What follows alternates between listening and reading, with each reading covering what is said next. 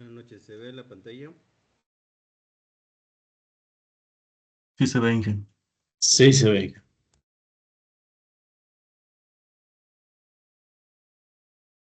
Bueno, vamos a continuar hablando de los componentes de un sistema de transporte. Y bueno, esto ya también va ligado con la unidad de transporte público. Simplemente para ilustrarlo, porque esto mismo es válido para los demás sistemas de transporte. Entonces, en los sistemas de transporte en general siempre debe de haber una organización. Que luego no se tome en cuenta o no se analice, pues será otro asunto, ¿no? Pero es algo tan básico que luego, que luego se le olvida a mucha gente, ¿no? Y esto se construye como esa pirámide o ese triángulo que ven ahí desde la base. Y resulta que a veces nos confundimos y queremos resolver el problema solamente viendo la parte de arriba, ¿no? La parte superior. Y esta es la parte operativa. Entonces son tres niveles de organización: el estratégico, el táctico y el operativo. La parte operativa es la que vemos todos los días. O sea, ustedes ven ahí que pues hay ciertas rutas de transporte que operan en ciertos horarios, que las unidades están en ciertas condiciones, que hay carreritas entre los conductores, etcétera, etcétera, ¿no? Eso es lo que vemos. Y la gente que no tiene esta perspectiva mínima de la organización de transporte, pues dirá que el problema pues son las calles, o el problema son los conductores, o el problema son las unidades, ¿no? Porque eso es lo que ve. Pero el problema está más en el fondo. Sí, ese es digamos, la punta del iceberg, ¿no? Lo que ven ahí. Pero eso no es lo que va a resolver el problema. Así que en ese caso no es poniendo a capacitar a los conductores, no es renovando las unidades que el problema se va a resolver, ¿no? Es más que eso. Y si exploramos, o bueno, nos vamos a las bases, todo está en o proviene pues de la parte estratégica. ¿Sí? La parte estratégica pues son los objetivos como de gran visión o de estrategia que tiene un gobierno. Déjenme quitar este maldito ruido. ¿Cómo se quita? El sonido. Ese ruido.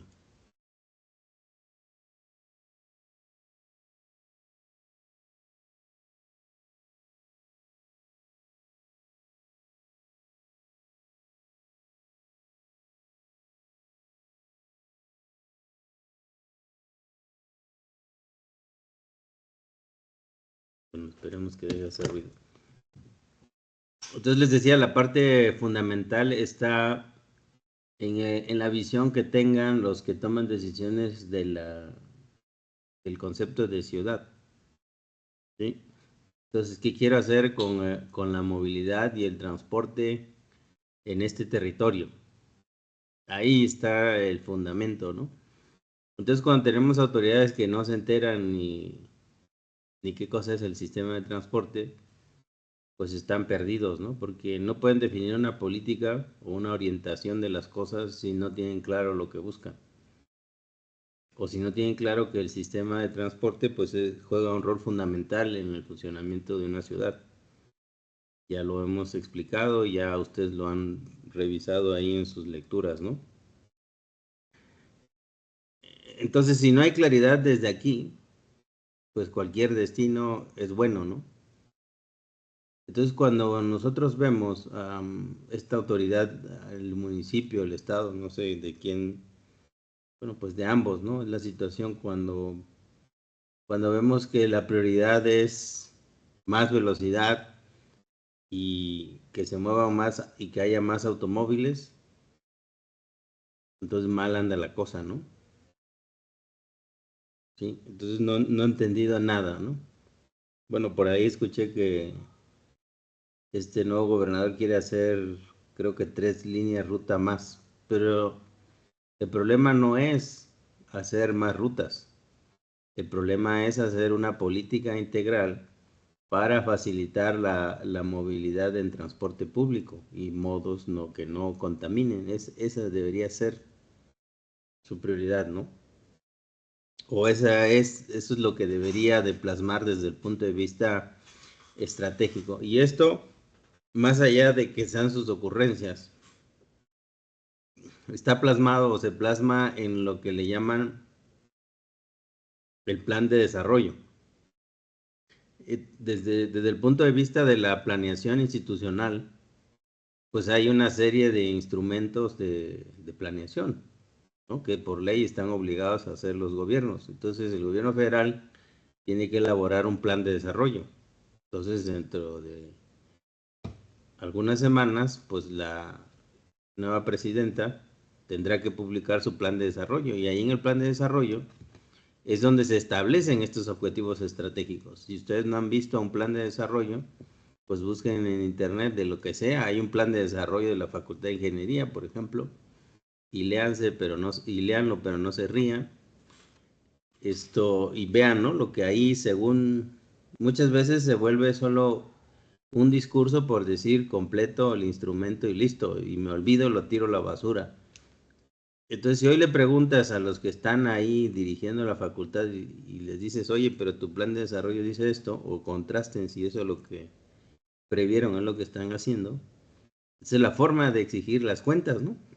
Tú dijiste que era esto, pero no lo estás haciendo lo contrario. Entonces, esa es la manera en donde podemos exigir a las autoridades pues que cumpla con lo que se comprometió a hacer, ¿no? Porque ahí debe estar escrito. Así que este plan de desarrollo, digamos que es el elemento principal de los instrumentos de planeación. Y les digo, a nivel nacional, a nivel estado, a nivel municipio, y no sé si a nivel localidad, pero todo el mundo debería tener claro, ¿no? ¿Qué es lo que va a hacer? Y de eso se tiene que convertir en un ejercicio a conciencia, donde el gobernador o el que toma las decisiones participe, porque lo que pasa es que pone a sus achichincles a hacer eso y él está en otros asuntos seguramente más importantes para él. Pero eso es tan importante como todo lo demás que vaya a hacer porque define la política de gobierno, ¿no?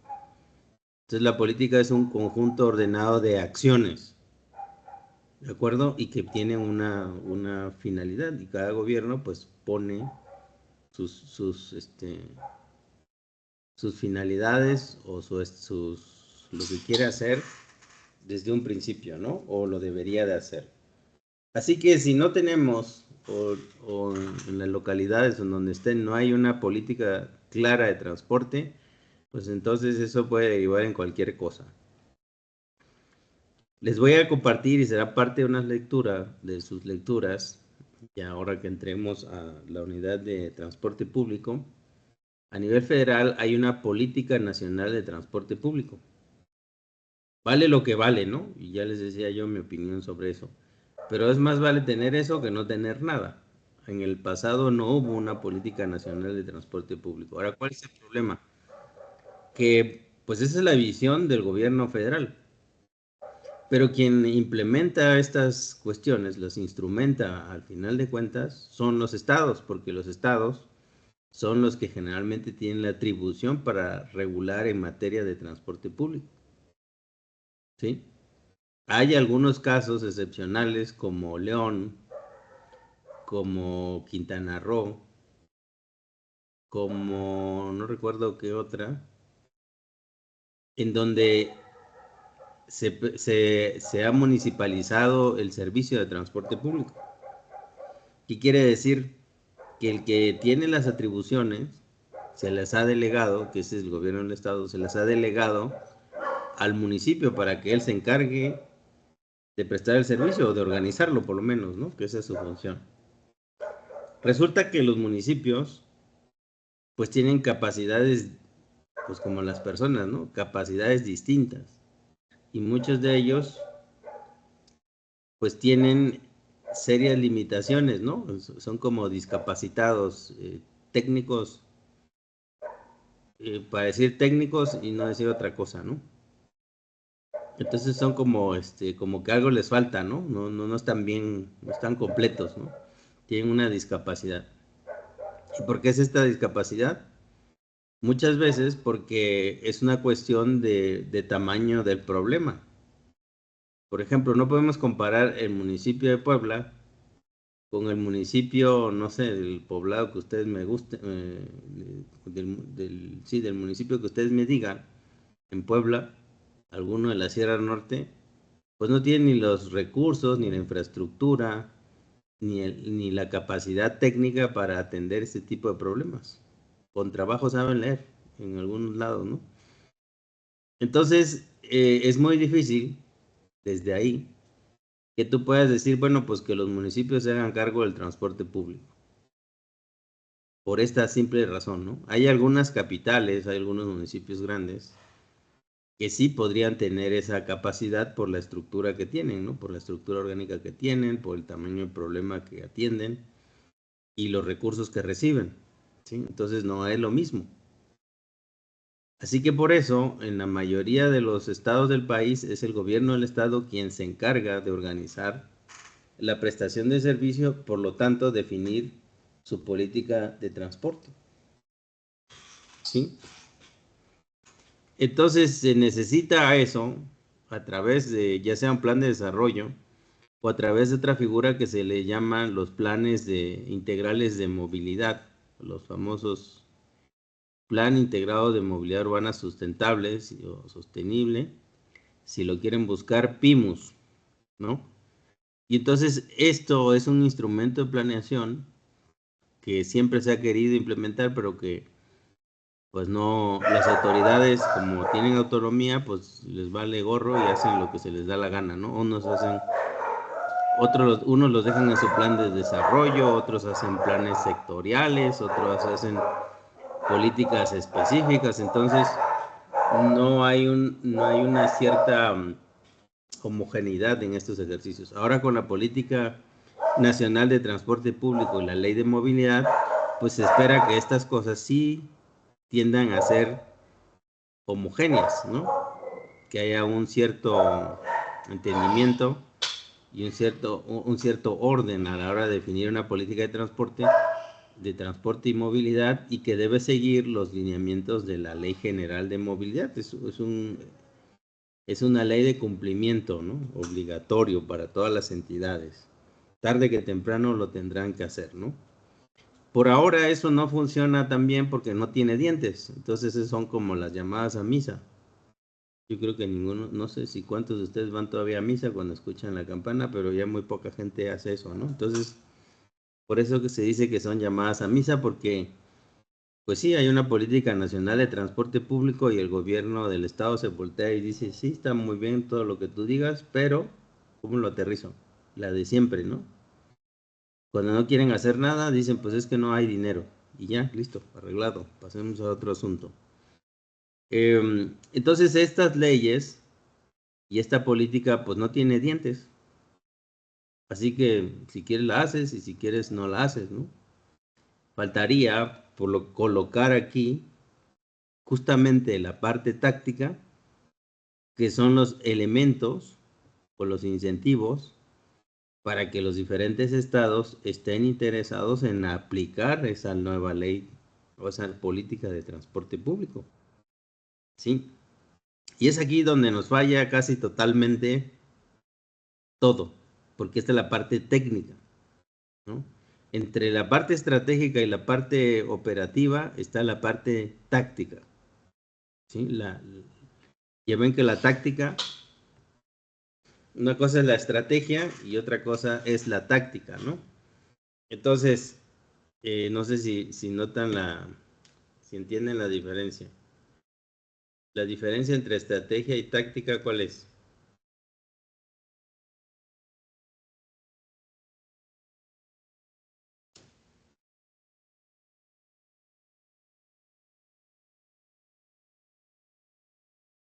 La estrategia puede ser como que a futuro y lo táctico es como que más presente, más actual.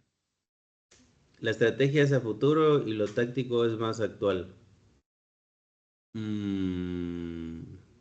No necesariamente, puede ser, pero no exactamente. ¿Alguien más? Sí, la estrategia es como un punto de declive que tiene como una finalidad, un objetivo principal, y ese es seguido de la táctica. La táctica es como la ayuda o la implementación de pasos en el que se logra un fin, ¿no? Ya sea realizado por variantes de factores que involucren, pues no sé, realizar dicho plan, ¿no? Como en la urbanización o planeación de calles, bueno, en este caso, ¿no? De la materia, ¿no? Vías, pasos, y etcétera, etcétera. Sí, sí, en ese sentido se complementan las dos participaciones, porque la táctica ya son los pasos, ¿no? A seguir para lograr un objetivo determinado, y la parte estratégica pues es en general, ¿no? ¿Cómo le vas a hacer? Bueno, no cómo le vas a hacer, ¿qué quieres, no? En términos generales, ¿no? Y para lograr ese que quieres, pues los grandes pasos, ¿no? Que tienes que seguir. Y ya la táctica ya es mucho más preciso, ¿no? Como dice ahí, quién, quiénes, cómo, cuántos elementos se requieren para implementar tu política pública, ¿no? En este caso, política de transporte. ¿De acuerdo?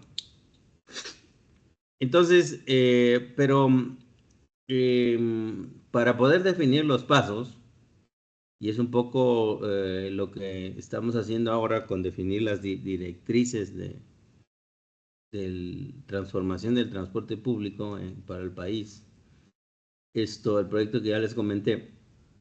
El problema es pues por dónde le entras, ¿no? Dada la diversidad que existe en el país de legislaciones y formas de hacer las cosas, estos amigos quieren que les digamos, bueno, ¿y ahora sí que cómo le hago? Desde el punto de vista más conceptual, me parece que la táctica es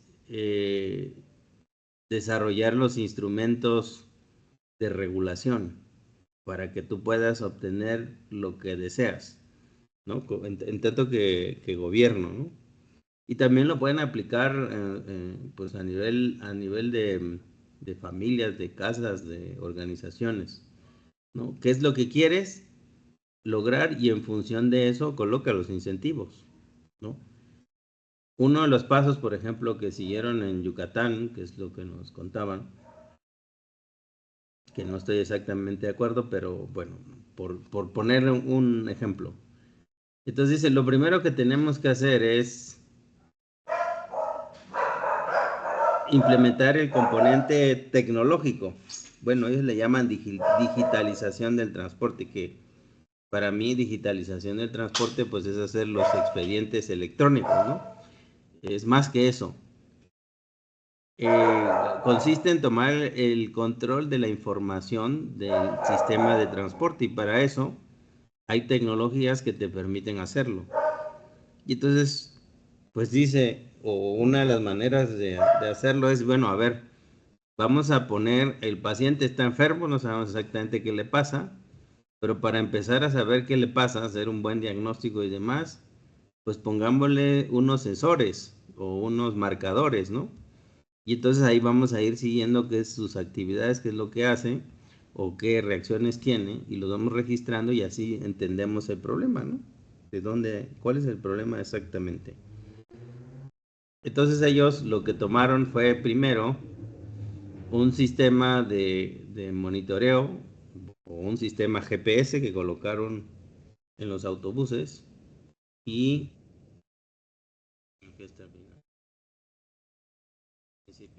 entonces empezaron a colectar información de cómo era el servicio de transporte público, cuántas unidades operaban diarias, etcétera, etcétera, ¿no? Y entonces de ahí se dieron cuenta de varias irregularidades, ¿no?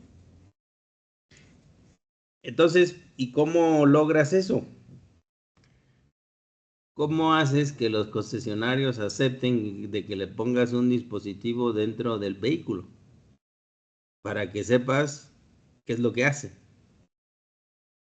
¿no? Porque de entrada es como que te dijeran, oye, para analizar tu problema necesito instalar una cámara en tu casa, ¿no?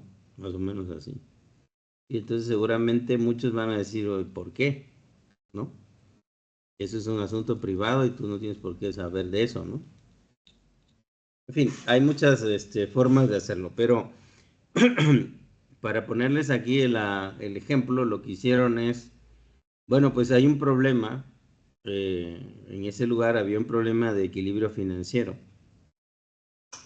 Es decir, que lo que se cobraba de pasaje no alcanzaba para pagar los costos de operación, de prestación del servicio, ¿no? Y por eso, pues los concesionarios estaban muriendo o quebrando y sus unidades cada vez estaban más viejas, es decir, se descapitalizaron. Así que ese ejemplo que les puse de su compadre que compró de un vehículo de 1 millón de pesos, no le salió el negocio y luego qué hacía con él, ¿no? Bueno, pues más o menos eso. Su 1 millón de pesos se lo fue comiendo a lo largo de 10 años y después de 10 años pues solo vale el 10% de su valor de compra, ¿no? De nuevo. Así que sin dinero y sufriendo, teniendo que dar el servicio, porque cuando te dan una concesión tu obligación es dar el servicio, entonces estaban perdiendo, así que el gobierno le dijo, bueno, yo te voy a ayudar para que no te mueras tan rápido, entonces te voy a dar un Alka-Seltzer, ¿no? Una aspirina. ¿Y qué era eso? Pues era un apoyo en dinero, un subsidio, ¿no? En formato de combustible o como ustedes lo quieran poner. Porque bueno, pues también hay concesionarios que estaban bien, otros no tan bien, y otros de plano quebrados, ¿no? Entonces, pues no podías tirar el dinero. Así que les dijo, bueno, te voy a dar dinero, pero ¿qué crees? Necesito saber, pues si estás operando. Y la única manera de saberlo no es que me eches una llamada y me digas, ya estoy operando. Yo necesito saberlo de manera automática porque son más de 800 autobuses, entonces pues no voy a estar aquí recibiendo 800 llamadas o WhatsApps que me digas que ya están operando, ¿no? Así que te voy a poner ese dispositivo, pero a cambio te voy a dar ese apoyo. Y entonces dijo, sí, ponle lo que quieras. ¿De acuerdo? Entonces de esa manera entraron ahí a instalar estos dispositivos. ¿De acuerdo? Fue, ¿cómo se llama? Como una idea inicial un poco separada de la propuesta técnica que ellos ya tenían de cómo, sabían a dónde querían ir, pero no sabían cómo, ¿no? Y entonces empezaron de esa manera. Entonces ya a toro pasado, una vez que pasaron esas cosas y se hicieron una serie de intervenciones, idas y vueltas, porque pues no estaba escrito su plan estratégico, o en el sexenio que pasó, pues hubo por lo menos 2 encargados de ese proyecto. Entonces, pero no estaba así claramente definido, ¿no? Sabía, y eso es lo importante, el gobernador tenía claro que tenía que mejorar el servicio de transporte público y tenía que tener un servicio de transporte público de calidad y digno, ¿sí? Entonces, de eso estaba convencido. Tenía claro su objetivo estratégico, no tenía claro la táctica, que lo fueron construyendo, pero eso fue, ¿no? Entonces, les decía, ya toro pasado, entonces habría que decir, bueno, pues hay que generar una ley de movilidad en donde prevea todos estos pasos que se llevaron a cabo, y entonces ya tienes la secuencia que debes de seguir, a diferencia de lo que hicieron aquí, que se tardaron 6 años, entre idas y vueltas, cambios y no cambios, finalmente lo han conseguido, pero es porque el objetivo estratégico estaba muy claro desde un principio, ¿sí? Entonces, si la parte táctica lo hubieran resuelto como corresponde, de manera ortodoxa, pues tendrían que tener pues no sino una hoja de ruta, no en ese nombre, pero sí cuáles son los pasos que iban a seguir. Y entonces uno de esos pasos fue, por ejemplo, en la parte táctica, cambiar de las concesiones de hombre-camión, o sea, por persona individual, a concesiones por empresa. Y a generar un sistema en donde existe un monopolio espacial, es decir, que había que formar empresas porque se les iban a asignar rutas en un determinado territorio para que ellos lo pudieran explotar y al mismo tiempo no estuvieran compitiendo con otros y las decisiones las pudiera tomar esa empresa respecto a qué tengo que cambiar en el servicio para que atienda mejor a los usuarios y tenga más usuarios, o por lo menos que mis usuarios estén satisfechos, ¿no? Entonces, esa parte se regula, ¿no? Se escribe dentro de la ley y se dice esto es así, así y asado. Hasta ahora, creo que en diciembre del año pasado promulgaron la adecuación a la ley de movilidad, que ya tenían una, pero que no estaba conforme a la Ley General de Movilidad y Seguridad Vial, ni tampoco conforme a lo que fueron construyendo. Entonces, de esa manera, construyeron la ley. Quiere decir que la realidad iba delante de lo que ellos habían o de lo que se podría ordenar, ¿no? Organizar. Y eso no está bien. O sea, igual le salió bien hasta ahora, pero no es así como se tienen que hacer las cosas, ¿no? Desde un principio debes de tener claridad. Ya tengo claridad del objetivo estratégico. Lo siguiente es cómo le vamos a hacer, cuáles son los pasos que tenemos que seguir. ¿De acuerdo? Y para seguir esos pasos, pues tienes que hacer adecuaciones al marco legal. Una de ellas es quitar las concesiones como estaban ahora, o como estaban antes, mejor dicho, a concesiones por empresa. ¿Cuál es la diferencia? Que en las concesiones individuales, pues tú no podías organizar a nadie porque eran 400 concesionarios y ahora vas a hablar con 7 empresas, ¿no? Que son los que agrupan a todos esos concesionarios y se integraron como una empresa, ¿no? Entonces, pues con eso evitas la misma competencia entre diversos concesionarios porque ahora pues ya son parte del mismo equipo, ¿no? Y están preocupados por mejorar las condiciones de movilidad en la zona que les asignaron para que atendieran, ¿de acuerdo? Entonces, bueno,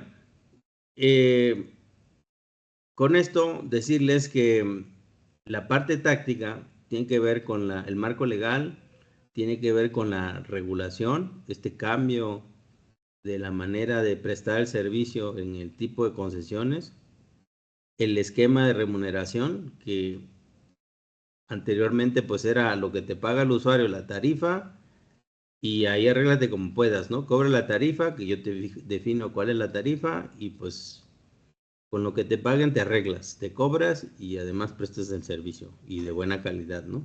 Entonces ese modelo desapareció y ahora el modelo que está operando es un modelo de remuneración por kilómetros recorridos. ¿Sí? Entonces, el usuario, digo, el conductor ya no se preocupa en llevar una cuenta, que es el modelo hombre camión, sino se preocupa por cumplir con una asignación de horarios que le da la empresa. Entonces, sus funciones ya no es llevar y buscar qué comer, ¿no? Para el siguiente día, sino su función es, aquí está tu hoja de servicio, a qué horas tienes que salir, a qué horas tienes que llegar, cuántas vueltas tienes que hacer, etcétera, cuántos kilómetros tienes que recorrer. Esto es tu hoja y me la tienes que cumplir. Y entonces cambia completamente ese conductor, ¿no? Es la misma persona, pero cambia completamente su comportamiento.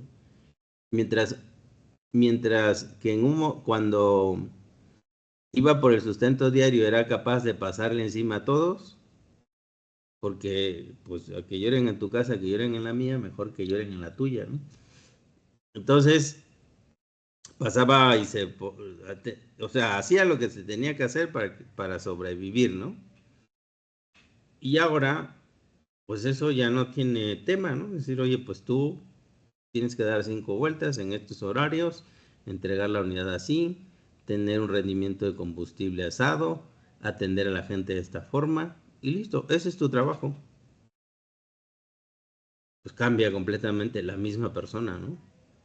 Sí, bueno, pues esa es una de las bases para hacer esta transformación del transporte público, ¿no? Y entonces, como ven, la parte operativa, pues no te tienes que sentar con 400 conductores a dorarle la píldora ahí y explicarle que tiene que tratar bien al usuario, porque el problema no es su capacidad de entendimiento o su razonabilidad o su sensibilidad a atender a las personas. Ese no es su problema, ¿no?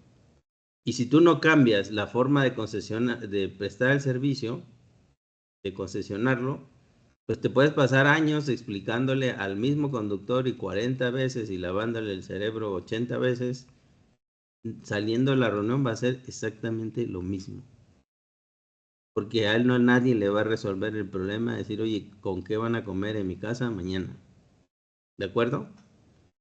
Entonces, espero que con este ejemplo haya quedado claro las tres etapas.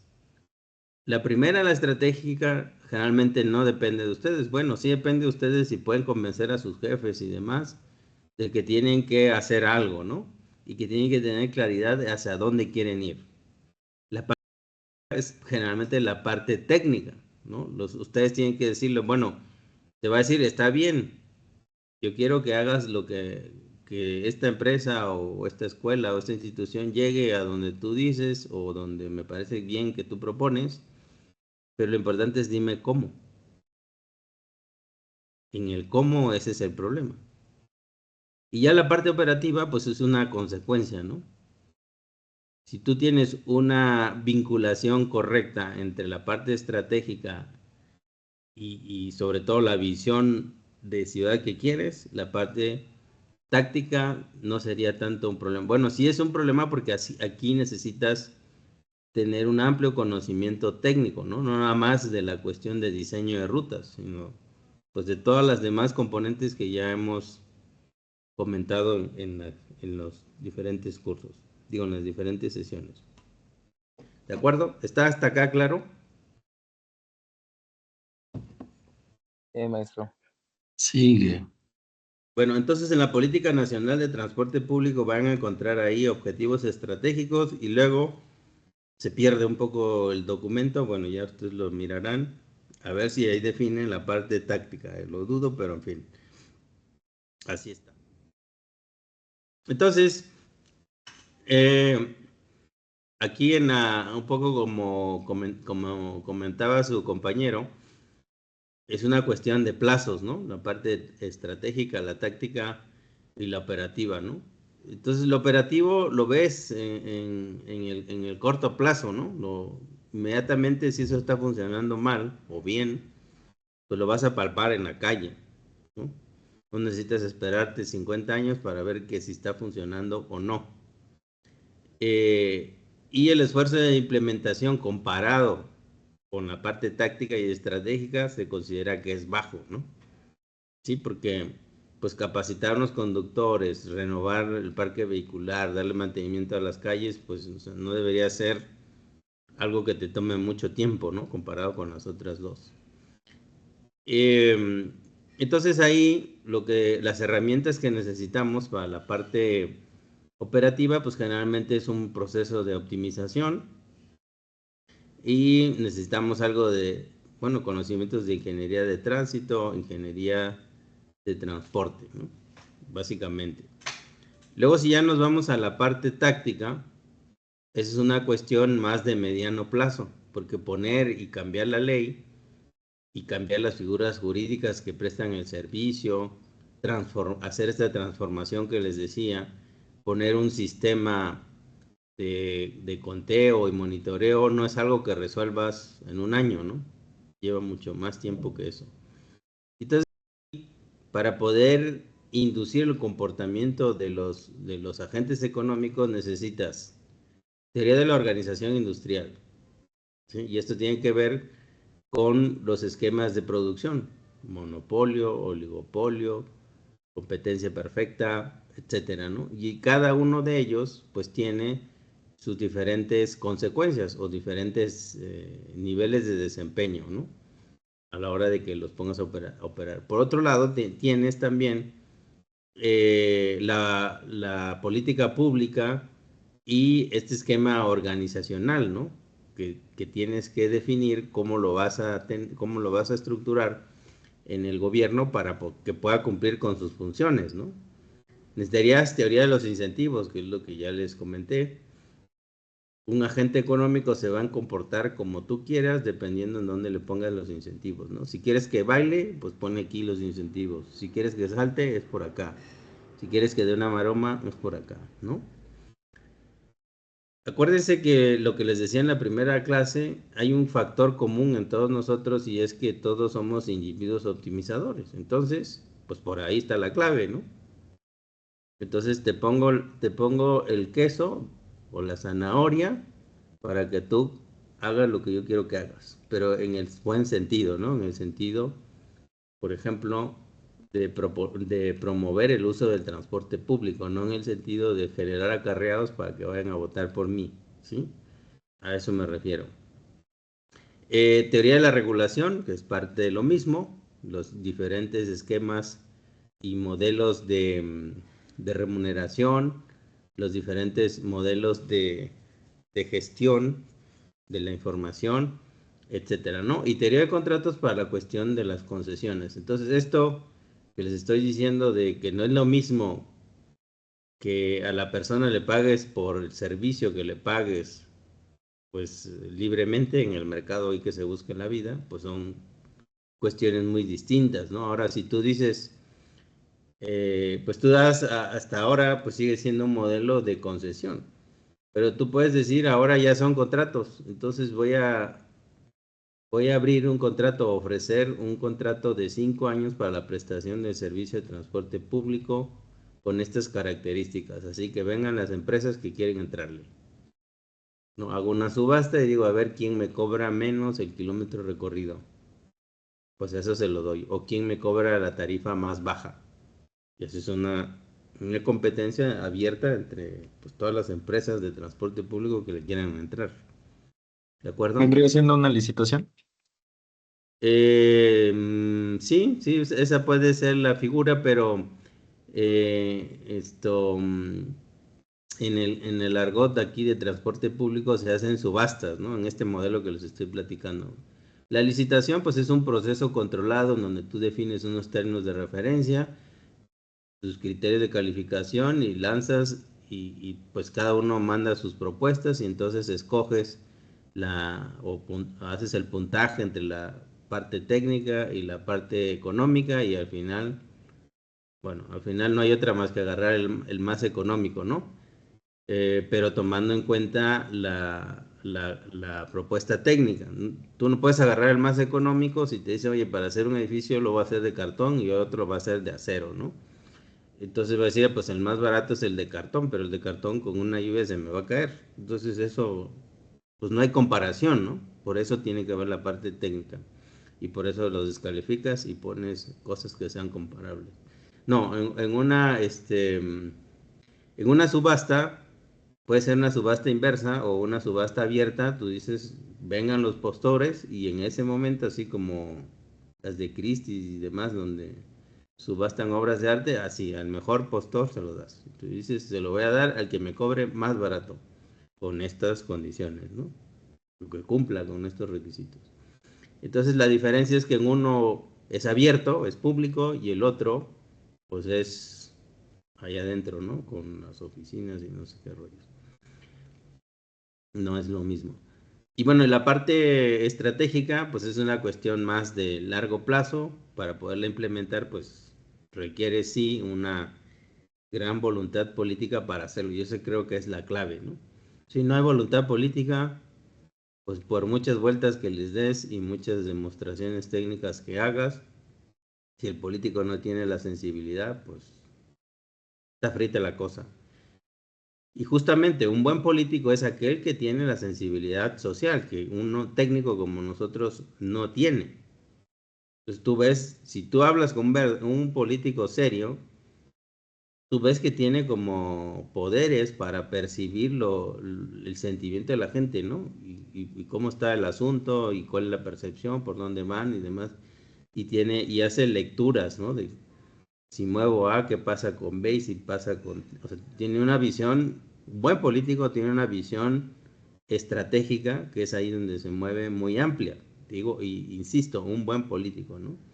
Porque aquí lo que hay son ladrones disfrazados de políticos. Entonces esos no, para mí no son políticos, ¿no? Entonces, pues bueno, un buen político pues tiene, a lo mejor no siguió los cursos de manera ortodoxa, pero tiene que tener estos elementos de economía pública, de planeación urbana y economía urbana, ¿no? Debería, pues. Yo creo que este señor que está aquí, el Armenta, que será presidente, pues es muy bueno para hablar, pero sus acciones denotan que es puro rollo, ¿no? O sea, cuando lo escuchas hablar en campaña, dices, oye, este tipo tiene claridad, sabe más o menos para dónde va. Pero cuando ves las decisiones que toma y el gabinete que nombró, pues son otros ladrones igual que él. Entonces todo ese rollo y ese discurso que se aventó, creo que ya se fue a la basura. Bueno, al menos yo no necesito revisar todo lo que hace para saber que las cosas no van a ir bien. Nada más viendo las decisiones que está tomando de su gabinete, yo digo, bueno, pues sí que nos engañó. Y justamente la política es el arte de engañar a la gente. Bueno, de estos señores, ¿eh? No, no es que esa sea la definición de política, de políticos serios, ¿no? Bueno, en fin, ¿hasta acá hay alguna consulta?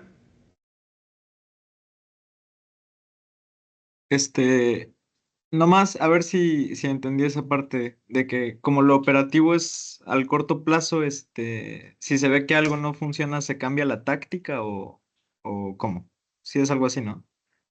Es que mira, lo operativo, hoy pues, te pongo un ejemplo con respecto a los baches. Hoy con las lluvias hay un montón de baches, ¿no? Y los ves.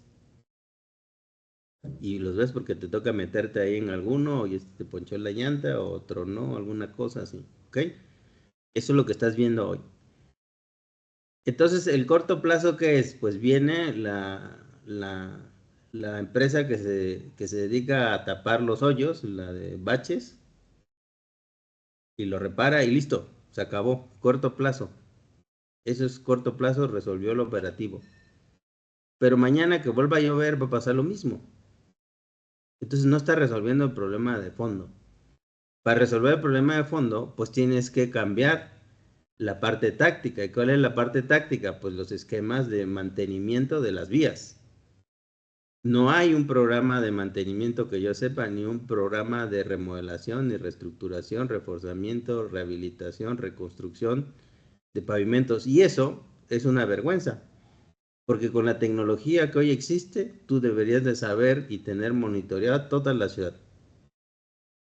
Y saber qué está pasando en las calles. Y antes de que se abran los baches, tú ya debiste de haber resuelto ese problema.